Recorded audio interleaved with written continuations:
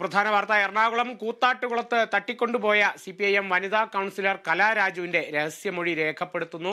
കോലഞ്ചേരി കോടതിയിലാണ് മൊഴിയെടുപ്പ്. അതേസമയം കൂത്താട്ടുകുളം നഗരസഭാ ചെയർപേഴ്സന്റെ വാഹനം പോലീസ് കസ്റ്റഡിയിലെടുത്തു. വിവരങ്ങളുമായി ആന്റണി ജോർജ് ചേരുന്നു. ആന്റണി, നടപടികളെല്ലാം വളരെ വേഗത്തിൽ നടക്കുന്നുണ്ട്. എന്നാൽ ഇപ്പോഴും 4 നേതാക്കളെ മാത്രമേ അറസ്റ്റ് ചെയ്തിട്ടുള്ളൂ. ഏരിയ സെക്രട്ടറി അടക്കം ഇപ്പോഴും പുറത്തുണ്ട്. ഇതുവരെ അതിനെ തുടർന്നുള്ള നടപടികളൊന്നും എടുത്തു കണ്ടില്ല. എന്തായാലും രഹസ്യമൊഴി എടുത്തു തുടങ്ങിയിരിക്കുന്നു. അതേസമയം ചെയർപേഴ്സന്റെ വാഹനവും കസ്റ്റഡി എടുത്തിരിക്കുന്നു എന്നാണ് മനസ്സിലാക്കാൻ സാധിക്കുന്നത്.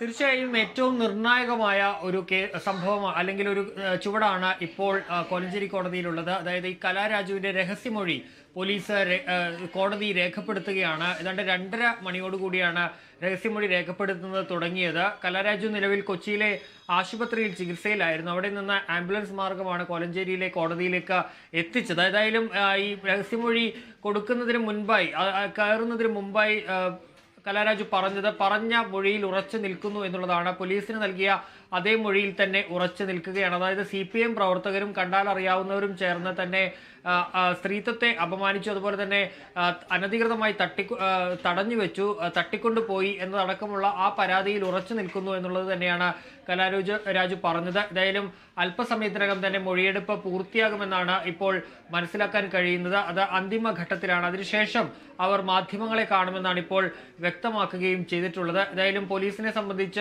ഈ കേസിൽ ഈ രഹസ്യമൊഴി രേഖപ്പെടുത്തിയ ശേഷം തുടർ നടപടികളുമായി നീങ്ങാം എന്നുള്ളതാണ് പോലീസ് തീരുമാനിച്ചിരുന്നത്. നമുക്കറിയാം, ഇന്നലെ 4 പേരെ അറസ്റ്റ് ചെയ്തിരുന്നു. പക്ഷേ ഈ കേസിൽ പ്രധാനമായും Koothattukulam area secretary PB Ratheesh അടക്കമുള്ളവർ ഉണ്ട്. പക്ഷേ അവർക്കെതിരെ നടപടിയുമായി നിലവിൽ മുന്നോട്ട് പോയിരുന്നില്ല പോലീസ്. കാരണം ഈ രഹസ്യമൊഴി എങ്ങാനും ഈ മൊഴി മാറ്റാനുള്ള സാധ്യതയുണ്ടോ എന്നുള്ളൊരു സംശയമൊക്കെ പോലീസിന് ഈ ഘട്ടത്തിൽ ഉണ്ടായിരുന്നു. ഏതായാലും രഹസ്യമൊഴി നൽകി കഴിഞ്ഞാൽ ഈ ഏരിയ സെക്രട്ടറിക്കെതിരെ അടക്കം നടപടിയുമായി മുന്നോട്ട് പോകാൻ തന്നെയാണ് പോലീസ് തീരുമാനിച്ചിരിക്കുന്നത്. അങ്ങനെ രഹസ്യമൊഴി നിർണായകമായി തുടരുമ്പോഴാണ് പോലീസിന്റെ അന്വേഷണവും ഒരു വഴിയിലൂടെ തന്നെ തുടരുകയാണ്. അതിൽ പ്രധാനമായി ഇപ്പോഴുള്ളത് കൂത്താട്ടുകുളം നഗരസഭാ കൗൺസിലറുടെ ചെയർപേഴ്സന്റെ വാഹനം ഇപ്പോൾ പോലീസ് പിടിച്ചെടുത്തു എന്നുള്ളതാണ്. ഔദ്യോഗിക വാഹനം ദുരുപയോഗം ചെയ്തു എന്ന പരാതിയിലാണ് ഇപ്പോൾ ആ നടപടി ഉണ്ടായിട്ടുള്ളത്. ഈ വാഹനത്തിലാണ് ഈ CPIM പ്രവർത്തകർ ഈ കലാരാജുവിനെ തട്ടിക്കൊണ്ടു പോയതെന്നാണ് പരാതി. അതിന്റെ അടിസ്ഥാനത്തിൽ കൂടിയാണ് ഇപ്പോൾ